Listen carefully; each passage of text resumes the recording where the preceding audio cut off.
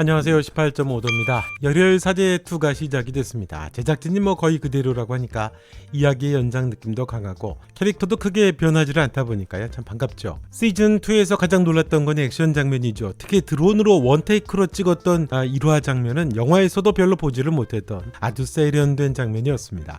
입체감과 역동성이 놀라웠죠. 또 신부님인 김혜일의 액션도 이전보다 더 편집에 공을 들여서 볼거리가 아주 확실합니다. 1화는 마치 기다렸던 사람들과 제외하면서 요란하고 시끌벅적한 그런 환영회 같은 분위기였는데요. 좀 시끄럽고 소란스러운 게 열혈사제의 맛이라고도 할 수 있겠죠. 열혈사제2는 마약을 이제 다룹니다. 그래서 근거 없는 이야기를 다른 사람들을 괴롭히는 것, 그것도 마약이라고 했던 대사가 참 멋들어졌죠. 사제를 더 신화 같은 인물로 만들어줍니다. 스케일이 이전보다 더 커지게 되는데요. 마약 카르텔을 잡는 이야기 기대가 됩니다.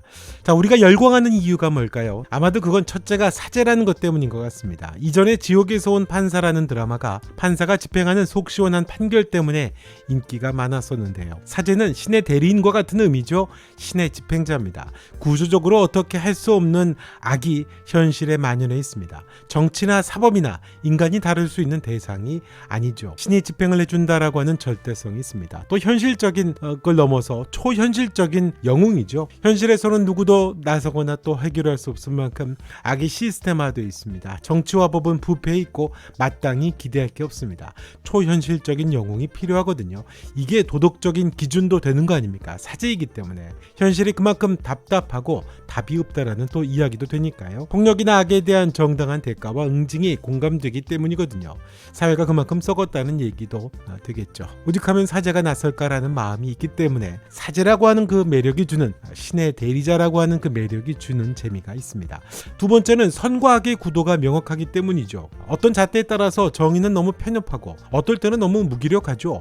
벌을 받아야 하는 사람이 벌을 집행하고 억울한 사람은 속절없습니다. 복잡한 윤리적인 어떤 딜레마까지 더해지죠. 회색지대가 현실에 너무 많습니다. 그것을 또 판단하고 정죄하는 게 부패한 권력이다라고 하는 것이 또 현실에서의 어떤 분노 아닙니까? 뭔가 나쁜 사람이고 응징을 해야 될 것 같은데 그렇지 않은 경우를 많이 보죠. 정의는 악을 처벌하는 건데 정의라는 게 때로 현실을 변호하고 악의 손을 잡아주기도 하거든요. 정의가 실현되지가 않습니다.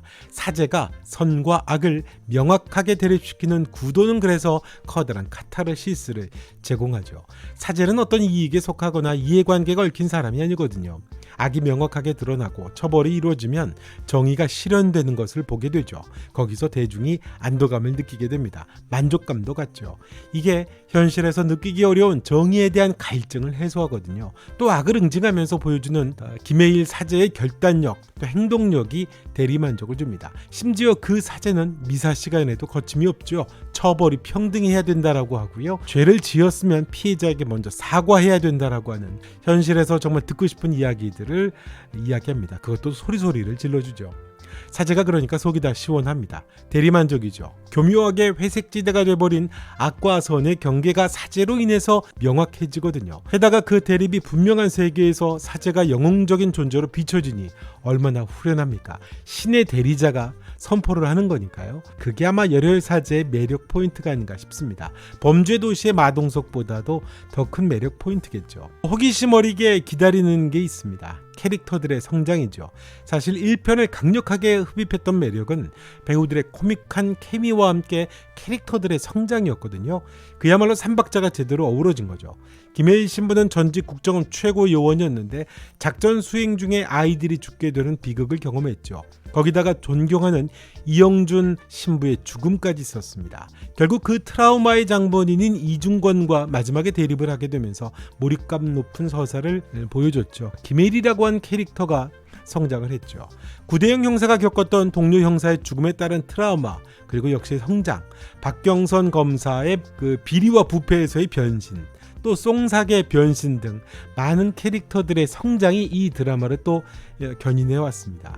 장룡이라고 하는 캐릭터가 송삭과 만드는 케미도 유쾌한 설정이었었는데요. 전체적인 캐릭터들이 성장하면서 김혜일 신부에 그렇게 동지가 됐는데요. 보통 초기 작품들은 캐릭터들의 숨겨진 서사가 발전을 하면서 이야기가 폭발하기 때문에 흥행을 하는데 속편에서는 그 이야기거리가 사라져버렸습니다. 다 소진해버렸거든요. 그렇기 때문에 속편인 경우에는 헤매는 경우가 굉장히 많습니다.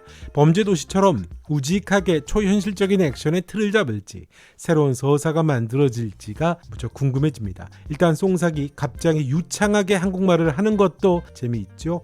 비비가 새로운 마약 전담 형사로 보여주게 될 걸크러쉬도 있고 서사도 공개가 되지 않을까 싶고요.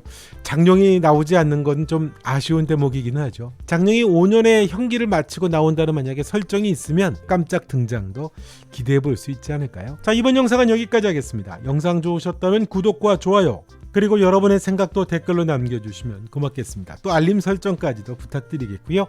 지금까지 18.5도였습니다. 열혈사제2 다음 영상에서 뵙겠습니다.